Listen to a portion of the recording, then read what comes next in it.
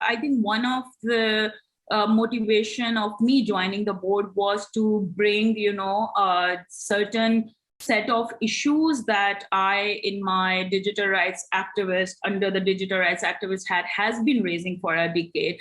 And those certain points, when it comes to content moderation, I believe, context, these companies, whether they are tech giants, whether we are talking about other businesses, really, like need to look into the context.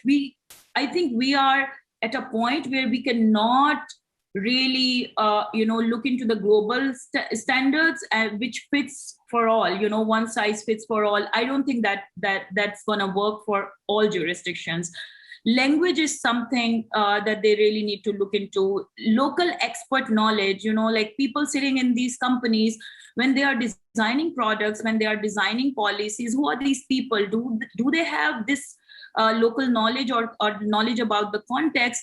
Are they putting enough resources in terms of, training their AIs? If like as Helani said, that human moderation is something that you really need like a lot of resources, and there are limitations around scalability. So are you putting resources in terms of training your AI? So, AI biases, but then, AI that you have trained 3 years ago, like what about, what about those automation tools?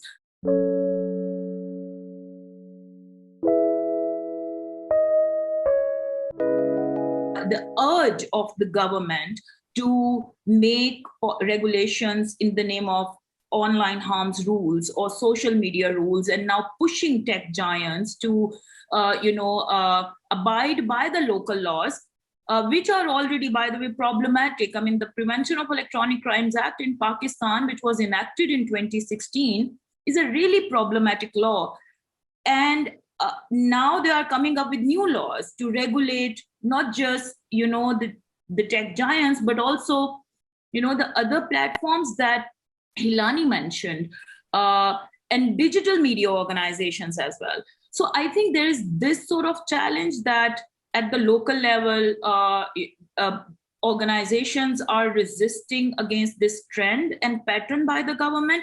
But I feel that this is like a really complex issues where, not just the civil society organizations or activists like us really need to resist such kind of regulations, but at the same time, I think tech giants and companies need to take a position, while keeping in mind the global standard of international human rights framework, in terms of how they will respond to the governments when they will come up with such local laws and challenge, companies in terms of content moderation.